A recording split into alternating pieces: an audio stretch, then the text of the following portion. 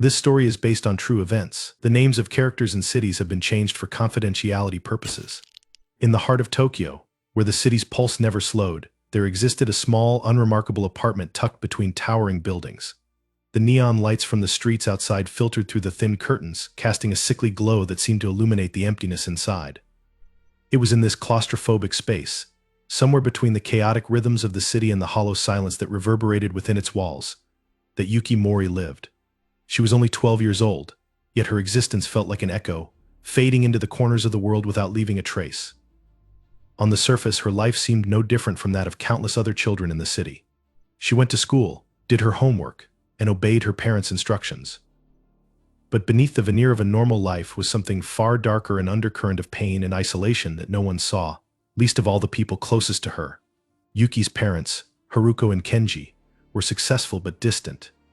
Haruko was a high-powered businesswoman, often traveling for work and attending meetings that stretched late into the night. She had little time for her daughter, except when it was convenient or required. Kenji, her father, was a quiet, methodical man who worked long hours as an engineer. He was always tired, often lost in his own world when he did return home. They were both well-meaning in their own way, but their neglect of Yuki was like a silent poison that seeped into every corner of the home. They assumed that their financial success and material provisions were enough. They gave her everything she needed: clothes, food, even the latest gadgets, but they never gave her what she craved the most: attention, affection, and a sense of belonging. Yuki was a quiet child, introverted and sensitive, often shying away from the demands of the world around her. She didn't fit in with the other children at school. She was too reserved, too withdrawn, too different. Her classmates saw her as odd, an outsider, someone to be ignored or bullied. The whispers behind her back were cruel, and the exclusion was constant. No one wanted to sit next to the quiet girl who never spoke up. No one noticed her unless it was to make fun of her too thick glasses or her awkward way of walking, head down, avoiding eye contact. Even the teachers, caught up in the rush of their own lives, overlooked her. Yuki's existence was one of shadows. She blended in seamlessly with the walls, unnoticed and unimportant. Her brother Tetsuya was everything she was not. He was loud, confident, and rebellious, a boy who demanded attention without trying. He had friends, he had a life outside of school, and he had the love of their parents. He could do no wrong in their eyes, while Yuki was barely acknowledged. Her family had always been this way. Tetsuya was the golden child, the one who could do no wrong, the one who had the world at his feet. Yuki, in contrast, was a quiet observer, constantly watching but never participating. There were times when she wondered if anyone would even notice if she disappeared. It seemed unlikely. Her presence was like the faintest hum in a room full of noise, barely there, easily forgotten. But something had begun to change in Yuki. It was subtle at first, almost imperceptible. The loneliness that had once been a background hum in her life started to grow into something darker. The cruelty of her peers, the neglect of her parents, and the constant comparisons to Tetsuya began to take root in her mind. The isolation was no longer something she passively accepted. It had become a source of simmering resentment. No one cared. No one saw her, and worst of all, no one would ever understand her. Yuki had always been an intelligent child, though she kept it hidden. She devoured books, not just for the escape they provided, but because they gave her a glimpse of a world she could never be part of. She read about the great minds of history, about people who had made their mark on the world in ways she could never imagine. But what caught her attention the most were the stories of those who, in the face of extreme suffering or neglect, had taken matters into their own hands. People who had fought back when the world had ignored them. It was these stories that began to haunt her thoughts. In the quiet recesses of her mind, she started to wonder what would happen if she, too, could make her presence known. What would happen if she could finally be the one to demand attention, to make everyone see her not as a victim, not as a shadow, but as someone who could not be ignored. The thought was like a spark in the dark, a fleeting moment of anger and desire that, though still small, began to grow. It wasn't just the bullying at school that pushed her to the edge. It was everything: the crushing weight of a family that didn't know her, a world that didn't care, and a life that felt utterly meaningless. The small indignities piled up until they became unbearable. The way her mother would look at her with impatience when Yuki asked for help with her schoolwork. The way her father, exhausted from a long day's work, would barely glance up from his newspaper when she tried to tell him about her day. The way Tetsuya would laugh off her attempts to speak up, dismissing her like she was a nuisance. Yuki was invisible to them. She was a background character in the story of her own life, nothing more than a spectator to the drama unfolding around her. And in the silence of her room, as the city's noise raged on outside, she began to build something, a plan, a thought, a desire to be noticed in the only way she could see possible. It was the silence that terrified her the most. The quiet way her family had drifted apart, the way they never spoke of feelings or needs, the way they allowed the space between them to grow wider. In that silence, Yuki found herself slipping further and further away, her pain growing more intense, more desperate. She realized that the only way to make her family truly see her, to make the world truly understand her, was to break the silence in the most devastating way possible. It wasn't a conscious decision at first, it was simply the slow, inevitable result of years of being overlooked, of being dismissed, of being forgotten. The idea of making the world aware of her presence began to take root in her mind. No longer would she be the silent girl in the shadows. She would become the storm. Her family, blissfully unaware of the storm that was gathering inside their daughter, continued their lives as they always had, distant, detached, and indifferent. They never saw the girl hiding in plain sight, the one who was watching them, learning from them, waiting for the right moment to make her presence felt. The cracks in the foundation of their home were growing wider, but no one cared to look. Yuki, the quiet girl in the shadows, was on the verge of something terrible, and the world would never know what hit it. Yuki Mori's life, though outwardly ordinary, was a silent prison of neglect, her existence a forgotten corner of the bustling city of Tokyo. In the constant motion of the city streets, with their crowded sidewalks and blinking neon lights, there was a small, sterile apartment where Yuki lived, a home that was neither a refuge nor a sanctuary, but a cold, detached space. Her parents, though physically present, had long ago abandoned any pretense of emotional care.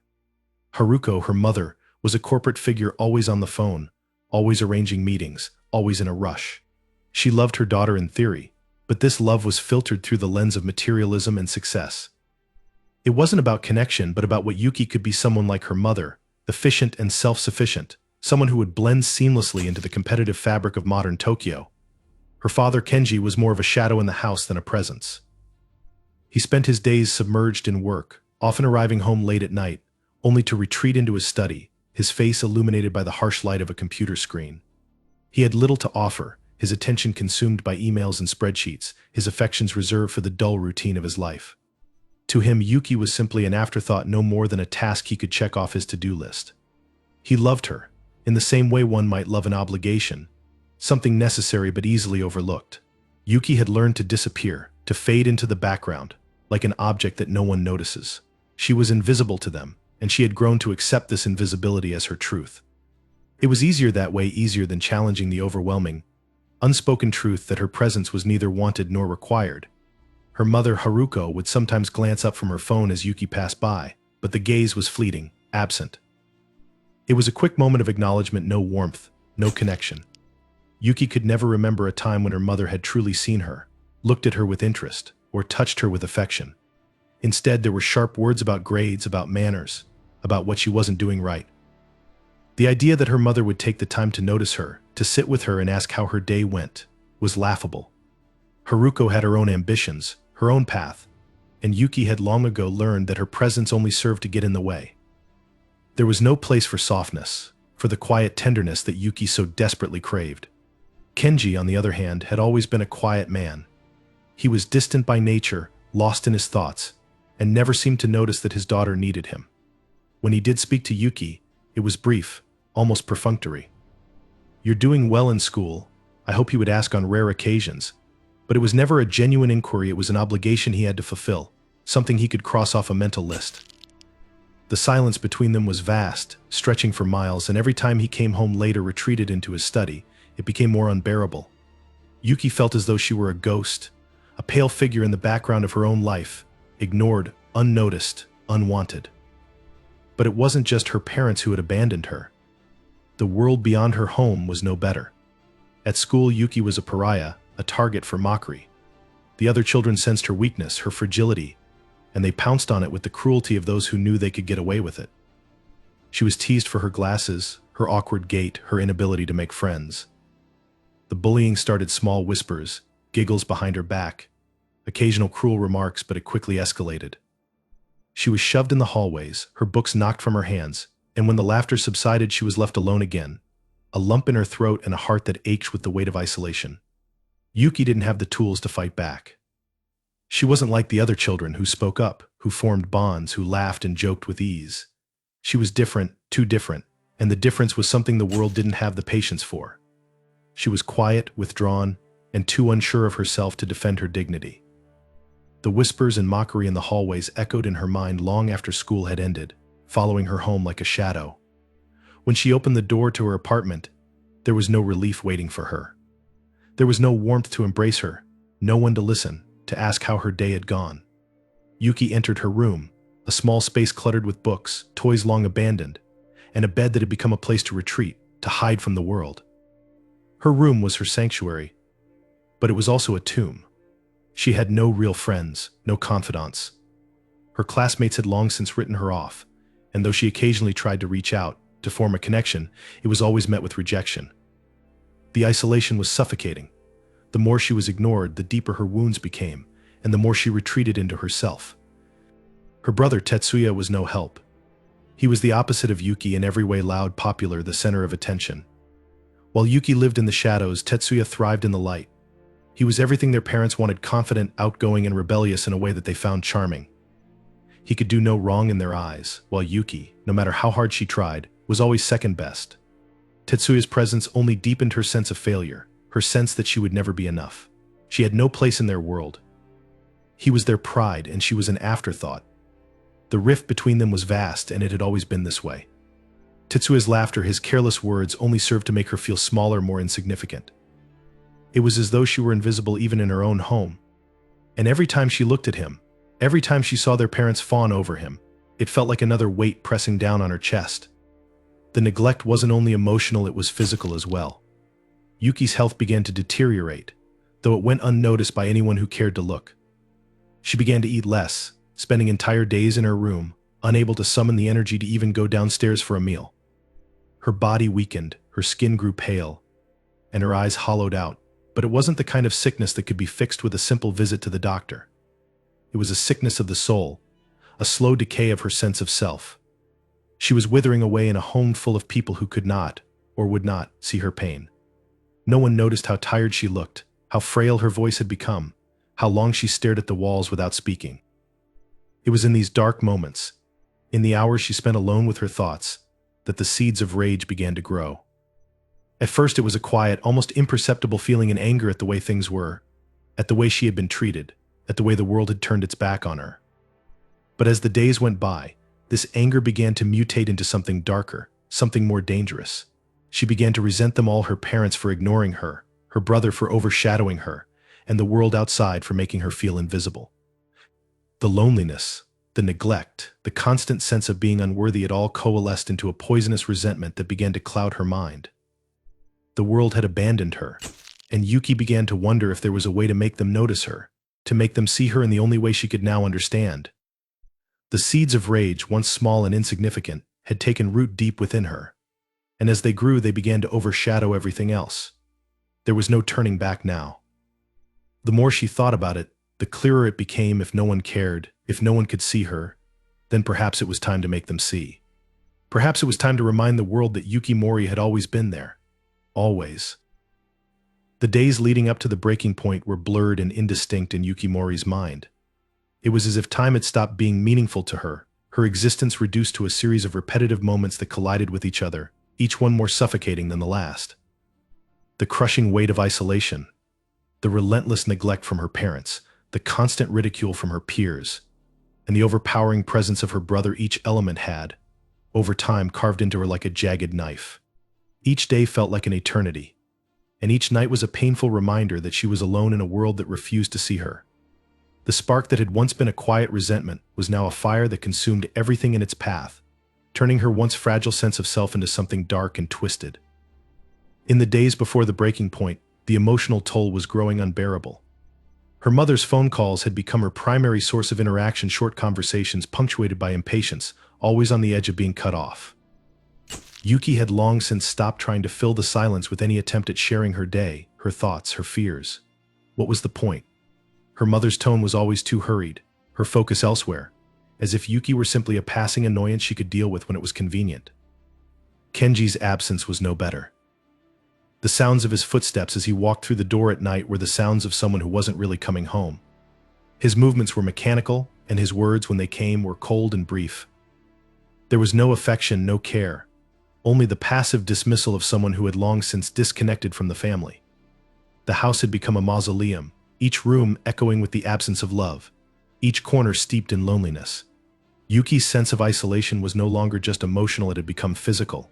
It gnawed at her skin, it hollowed out her bones. Even when she was surrounded by people, she felt an overwhelming sense of being suffocated, trapped within herself. The breaking point wasn't a single event. It was the culmination of years of neglect, of silence, of being treated like she didn't matter.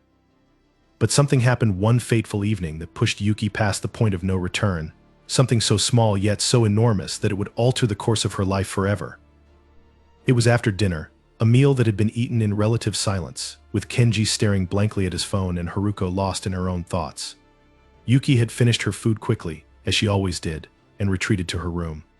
There was nothing for her in the living room, no reason to remain in the presence of her family, who didn't even seem to notice when she was there or not. She had been used to this. The isolation had become a part of her, like the air she breathed. But on this particular evening, something happened when she reached the door to her room. Tetsuya, her older brother, was standing in the hallway, his voice raised in annoyance as he spoke to their mother. Yuki paused at the sound of his voice, unsure whether to continue into her sanctuary or to overhear what was being said. She was always an observer, always listening from the shadows, but this time she felt a strange urge to remain, to hear the words that were coming from her brother's mouth. She had no reason to believe it would affect her, but somehow something about it felt different. "Mom, I need you to do something about her," Tetsuya said, his voice cutting through the silence like a blade. Yuki's heart skipped a beat, and she felt a coldness settle in her chest. His tone was sharp, dismissive, and full of contempt. "Do what exactly?" Haruko responded, sounding distracted, as though the conversation were merely an inconvenience. She's freaking weird, okay? She's always hanging around, always in the way. I can't even have a moment's peace with her lurking in the background." His words hit Yuki like a physical blow, and she found herself frozen in place, unable to move, unable to escape the sting of his words. "Don't make a scene," Tetsuya Haruko replied. "She's just a kid. She'll grow out of it." "No, it's not just that. She's just... It's like she doesn't belong here. I don't even know why we have to deal with her." Tetsuya's voice was dripping with disdain, each word a sharp reminder of her place in the family. He sounded so sure, so confident in his judgment. Yuki stood there, her breath shallow, her eyes wide with shock and disbelief. Tetsuya had always been the golden child, the one who received their parents' attention, the one whose needs were always prioritized. And now, for the first time, she saw him for what he truly was, a reflection of everything that had gone wrong in her life. He wasn't just a passive participant in her neglect, he was actively reinforcing it. He was the one who had made her invisible, who had turned her into the thing that was always in the way, the thing that didn't matter. Her heart began to race, and the room seemed to grow darker, as if the very walls of the house were closing in on her. She had always known she was alone in this family, but this was something different. This was the moment when she realized that not only was she unwanted, but she was actively despised. Tetsuya's words had been a final confirmation that she would never be part of their world. She was a burden to them, a shadow in their bright, colorful lives. And it wasn't just that they didn't care, it was that they didn't even have the decency to hide it. Her presence was a nuisance, an unwanted inconvenience. And Tetsuya was the one who had taken it upon himself to say it aloud, for her mother to hear, for everyone to hear. It was like a knife carving into the fabric of her soul. For a moment, Yuki could feel the heat of rage rising inside her, a quiet burning that ignited everything she had kept hidden for so long. She could feel her pulse in her temples, her chest tightening as the anger surged, but there was also something else, something that frightened her. She wasn't afraid of the anger itself. She had become used to it over the years. But now she was afraid of what it might drive her to do. She was afraid of what would happen if she gave in to the fury that was bubbling up inside her, a fury she had never allowed herself to acknowledge. She stepped back from the door, her hands trembling, and retreated to her room. She slammed the door behind her, locking herself inside. But there was no refuge in her sanctuary. The words, the hate, the cruelty, they swirled around her, filling her head until she couldn't think of anything else. It was as if the world had finally broken open, exposing the truth that had always been there but was too painful to see. Yuki had never been wanted.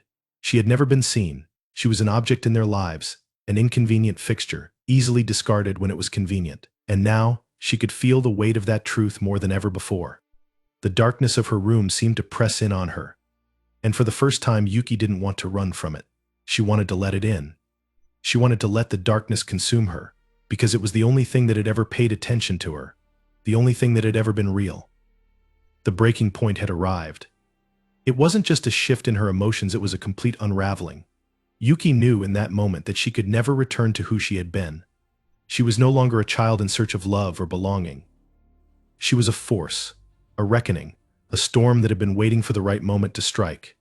And now that moment had arrived. The darkness that had engulfed Yuki Mori's heart was no longer something she could deny or ignore. It had become a constant companion, whispering to her in the quietest moments and filling every corner of her mind. The anger that had festered inside her for so long, a slow, quiet burn, had now taken shape, sharp and consuming, like a living thing that demanded action. The time for mere suffering had passed. Yuki knew, with a clarity she had never felt before, that there was no turning back. She could no longer accept the endless cycle of neglect, rejection, and ridicule. She had been invisible to her family for far too long, and now it was time for them to see her not as the daughter they had forgotten, but as the force that would make them remember. The injustice she had endured, the quiet cruelty she had lived with day in and day out, had morphed into something far more terrifying than mere resentment. It had become vengeance. In the weeks leading up to that night, Yuki had begun to plan carefully, methodically, in the kind of silence that makes one question their own humanity. The plan took root in the recesses of her mind, where it grew in darkness, fed by the hatred and abandonment that had scarred her. There was no place for mercy in her thoughts, no space for second chances. She had been given none. The anger that surged within her was not just for her mother and father, for their apathy, but for the entire world that had allowed this to happen. It was for her classmates who had mocked her, who had made her a target for their cruelty. It was for the world that had kept her locked in a cage of loneliness. They would all pay. Yuki had learned the art of concealment long before she had learned anything else. Her parents, too wrapped up in their own lives, had never noticed the changes in her. They hadn't seen the way her once bright eyes had grown dull, how the soft warmth of her skin had become cold and pale. They didn't notice when she began to hoard the small tools of her plan, things she picked up here and there, things that seemed innocuous at first glance but were part of a much larger picture. Her room, once a sanctuary, had now become a workshop of sorts. She meticulously researched, always careful to cover her tracks, knowing full well that if her plan was to succeed, no one could know what she was preparing. She had learned about knives, about the ways they could be used to inflict pain and fear. She had watched how to make them silent, how to strike with precision. And beyond knives, there were other tools, things that could cause destruction on a larger scale, things that would allow her to send a message. The internet had become her teacher, a dark guide that led her further into the recesses of her mind, where things like compassion and remorse no longer had a place. She studied the layout of the house with the cold efficiency of someone planning a military strike. Her family's routines, their habits, became as familiar to her as her own breath. She knew when her parents would be home, when they would retreat into their rooms to sleep, and when her brother would sneak out to meet his friends. It was all a carefully constructed map, each detail reinforcing the certainty that her plan would unfold exactly as she intended. She knew when her mother would retreat into her office, lost in the glow of her computer screen, her attention no longer a source of warmth, but of disinterest. She knew that Kenji would disappear into his study, where he spent his nights working, oblivious to anything that wasn't his laptop or his phone. And Tetsuya, her brother, was the easiest of all to predict. He was a creature of habit, always in motion, always thinking only of himself. His arrogance, his belief that he was untouchable, would be his downfall. Her heart would pound in her chest as she plotted every detail. There was no room for error. She would not be caught. Her anger, which had once felt like an insurmountable wall, had now crystallized into a precise, unyielding plan. It was no longer a burst of emotion, it was a quiet resolve, a deadly calm that coursed through her veins. She wasn't afraid anymore. The fear that had once kept her in check had been replaced by something much darker, much stronger. She was no longer the victim. She was the predator. Every day, Yuki would move through her house like a ghost, unnoticed, but with a growing sense of purpose. Her movements were no longer aimless. They were deliberate. She began to perfect the art of silence, of walking through the house without a sound, of slipping into her brother's room when he was gone to find the things she needed. She would take things from him, small, innocuous items at first, things that could easily be dismissed. A piece of tape here, a rubber band there, a small object that could be repurposed into something far more dangerous. She had to be careful. One slip-up could ruin everything. Her room, once a place of escape, now felt more like a ticking time bomb. Every moment spent there a reminder of how close she was to the precipice. The days seemed to blend together, each one a blur of calculation and cold determination. Yuki had no desire for excitement, no longing for glory. This wasn't about winning or losing, it was about making them understand, making them feel the way she had felt all these years. She was tired of being invisible, tired of being the one who was overlooked and dismissed. This would be her moment to take control. She would take what was rightfully hers, the power to shape her own fate.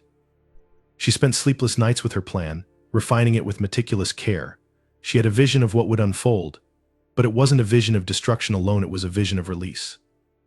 When the day came, when she would carry out the unimaginable, it would not be a moment of chaos, but one of liberation. She would be free from the chains that had bound her for so long. The world that had ignored her, the family that had forgotten her, Yuki knew, deep in her heart, that this was the only way they would ever truly see her, and they would never forget her again. She had chosen the night, the darkest time of day, when shadows swallowed the light and made everything possible. She knew the time had to be precise, when everyone was home, when they were all vulnerable, when her parents were exhausted from their work, when Tetsuya was preoccupied with his own life, when the world around her had softened into the familiar lull of routine. She would strike quickly, like a serpent, swift and silent. There would be no time for hesitation, no room for doubt. The plan was set. The pieces were in place. And now it was time for her to become the thing she had always been, but had never been allowed to show. She would be the reckoning. In the quiet of the night, as the world slept, Yuki Mori would make them all remember. She would show them, once and for all, the power of a child's vengeance. A child who had been pushed too far, ignored for too long. A child who had finally reached the breaking point and had found, in the darkest of places, the strength to act. The world would learn to see her. The world would learn her name. The night was colder than usual. A strange stillness hung in the air, as though the world was holding its breath, waiting for something to happen. The house, usually filled with the hum of family life, now stood in a heavy, oppressive silence. The lights from the street outside filtered through the blinds, casting long shadows on the walls of Yuki Mori's room, where she sat alone. Her eyes were wide, reflecting a calmness that belied the chaos she had meticulously planned for weeks. Every detail, every movement, had been rehearsed in her mind, but tonight it would all become real. It was late, just past midnight. The sounds of the city outside, the distant rumble of passing cars, felt like a world away from the quiet violence that was about to unfold in her home. The family, unaware of the storm that was brewing, slept soundly in their rooms. Her mother, Haruko, lay in her bed in the master bedroom, the weight of exhaustion making her even more oblivious to the tension creeping through the house. Kenji, her father, sat in his study, most likely working on yet another project that would take him through the early hours. And Tetsuya, her older brother, had been out with his friends earlier, but she knew he would be home by now, his footsteps muffled as he crept into his room on the second floor. All of them, lost in their routines, believing they were safe in their own lives, unaware that their world was about to come crashing down. Yuki had never felt more awake than she did now. The calm that enveloped her was almost serene, like the moment before a violent thunderstorm. She stood from her bed, moving with a quiet grace that only someone who had been trained by years of fear and loneliness could possess. Her hands were steady, her mind focused. She walked to the small dresser in the corner of her room, where she had kept her weapons hidden for weeks. Each item was methodically placed, carefully prepared. The knives, the tools, each one sharpened and ready. The weight of them in her hands felt oddly comforting, as though they were the only things in her life that had ever truly understood her. Her heart beat steadily, the rhythm of it almost soothing, even as her thoughts swirled like a whirlpool, pulling her deeper into the abyss. She moved through the house in complete silence, every step calculated, every breath measured. There was no room for hesitation. She had spent too long being invisible, too long in the shadows. Tonight she would make sure no one could ever forget her again. The first stop was her brother's room. The door creaked ever so slightly as she pushed it open. Tetsuya, oblivious, lay in his bed, the covers pulled up around his shoulders. He had always been the golden child, the one who never had to fight for attention. His room was a shrine to his achievements, trophies, awards, and posters of famous athletes decorated the walls. Everything was bright, organized, and full of life, everything that Yuki's world had never been. The contrast struck her like a physical blow. He was the embodiment of everything she had been denied: affection, recognition, freedom. She stood in the doorway, watching him sleep, her fingers tightening around the handle of the knife. There was no fear in her, only purpose. With swift, practiced movements, Yuki crossed the room and stood over him. The knife glinted in the moonlight, its cold steel promising a finality that felt so right. She hesitated for only a moment, the smallest flicker of doubt crossing her mind before it was drowned by the overwhelming certainty that this was the only way. She had spent years feeling powerless, years being crushed under the weight of her family's indifference, and now it was time to make them all understand. To make him understand. With one swift motion she struck. The blade found its mark, sinking deep into his side. He stirred, but there was no scream, no cry of panic. Tetsuya was too disoriented, too slow to react. The shock of the first blow left him unable to comprehend what was happening. Another strike, and then another, until his body lay still beneath her. She stepped back, breathing deeply, her hands trembling only slightly. She had done it. The storm had begun. The next stop was her parents' room. The door was slightly ajar, a sliver of light spilling from the crack. Yuki's breath caught in her throat as she pushed it open, her heart racing, but not with fear. This was not fear. This was control. This was power. Her parents lay asleep, side by side, oblivious to the destruction unfolding around them. They had always been distant, never truly seeing her, never understanding her pain. They were the architects of her suffering, the ones who had shaped her into the person she was now. They had built their own prison, brick by brick, and now they would be trapped in it forever. Her mother, Haruko, lay on her back, her breathing slow and even. Her father, Kenji, snored softly beside her, lost in a peaceful slumber. The irony was almost laughable. They had no idea what was coming. They had no idea that the child they had neglected, the one they had ignored and forgotten, was about to become their executioner. Yuki moved closer to the bed, the knife now cold in her hand, the weight of it familiar. She paused for a moment, watching them, studying the rise and fall of their chests. This was the end of everything. With one final motion, she brought the blade down, her hand steady, her breath still. Her mother's eyes snapped open, but it was too late.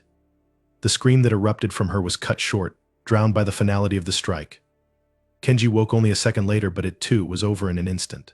The silence that followed was deafening. The house, once so full of life, now stood still, frozen in the wake of the massacre that had just unfolded. Yuki stood in the center of it all, surrounded by the bodies of the people who had once been her family. There was no fear in her eyes, no regret. She had taken back the control she had lost so long ago, and in doing so, she had become the thing she had always feared: a force of destruction. The storm had passed, leaving nothing but the wreckage in its wake. But Yuki wasn't done. Her work wasn't over yet. There was one more person who needed to be dealt with, one more reminder of how cruel the world had been to her. The last person who had ever made her feel like she didn't matter. Tetsuya's friends had arrived earlier that evening, and she knew they were still in the living room, waiting for him to join them. The laughter and chatter from downstairs had grated against her nerves, a reminder that the world outside was oblivious to the pain she was enduring. But now she would make them see. She would make them understand what it meant to be ignored, to be invisible. The final act was swift, brutal, and efficient. Yuki made her way down the stairs, her movements deliberate, her senses heightened. The living room was dimly lit, the soft glow of the television casting shadows across the walls. The boys sat on the couch, laughing, unaware that their lives were about to be ripped from them. She moved in quickly, a blur of motion, and before they could react, before they could scream, the blade was already cutting through the air. The first one fell instantly, a silent victim in her wake. The others froze, their eyes wide with fear, but it was too late. One by one she struck. The blood spread across the carpet, staining the pale colors of the room, staining the innocence they had carried into her home. By the time the last breath had been silenced, Yuki stood alone in the middle of the house, her body still, her mind empty. The night had been long, but it was finally over. The storm had passed, and in its wake Yuki had unleashed something far darker than anyone could have ever imagined. A quiet storm had swept through the house, and now the only sound left was the ringing silence of death. The morning after the massacre, Tokyo seemed eerily unchanged. The city's pulse, the constant hum of movement. The rush of commuters, the late-night neon glow had paused for just a moment, but life in the streets carried on as usual. The sun rose, casting its pale light over the city, bathing it in a quiet, indifferent glow. But within the walls of the Mori household, everything had shifted.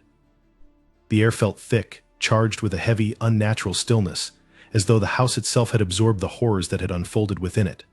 There was no sign of life, no sound, just silence. The bodies were still in place, each one as lifeless as the last.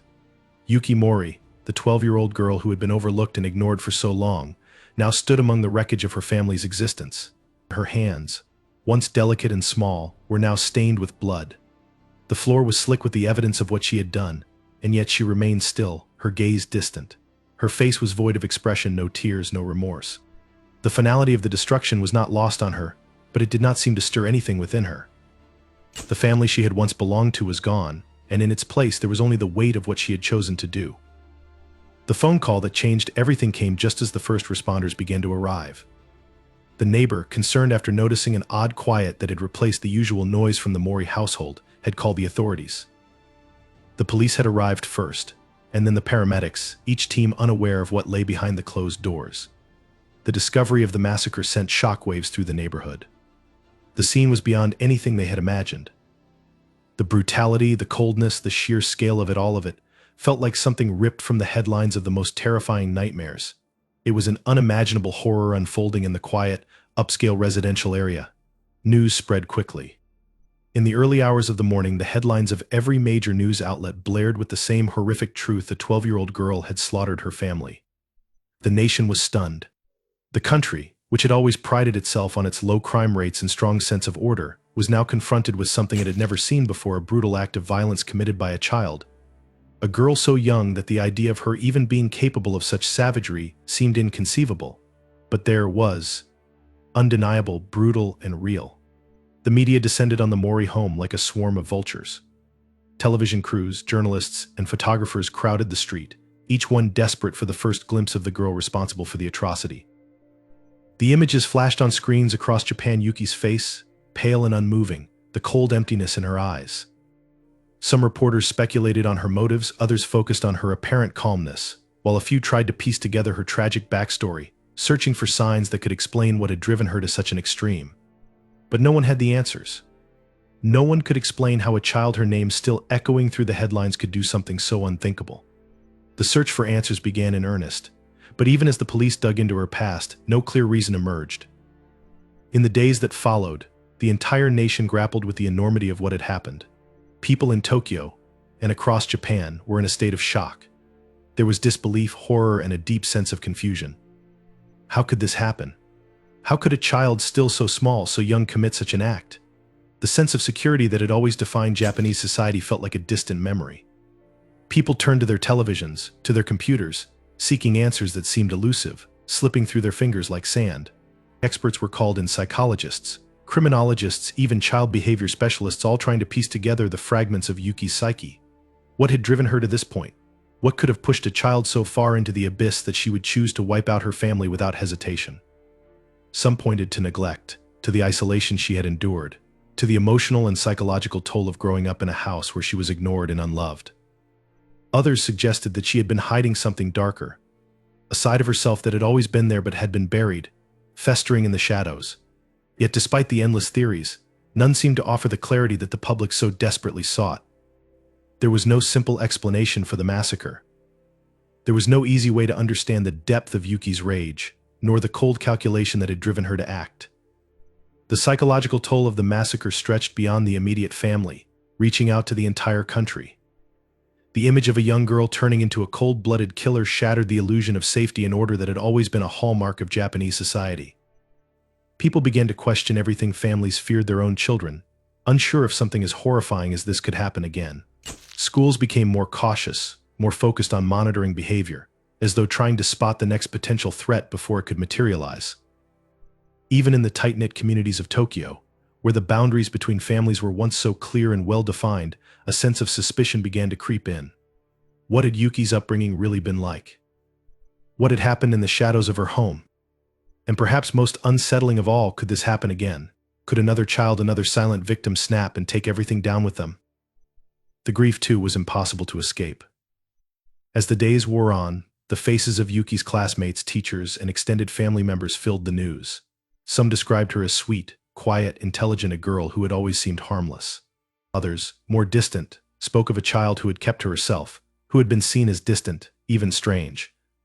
But no one, not a single person, had ever imagined she was capable of something like this. Her classmates, who had once shared fleeting moments with her in the hallways of school, now faced the terrifying truth that the girl they had known, or thought they had known, was capable of the most unimaginable violence. Funeral services were held for Yuki's family. The grief was palpable, but it was not the kind of grief that could heal over time. It was the kind that left scars too deep for any amount of time to erase. Her mother's colleagues, her father's friends, and neighbors all gathered, trying to make sense of the loss. They mourned not only the lives that had been cut short, but the family's unraveling, a family that had once seemed so perfect, so stable, but had been, in truth, a house of cards. The mask of normalcy had been torn away, exposing the fragility beneath. Yuki herself, meanwhile, had become something of a symbol.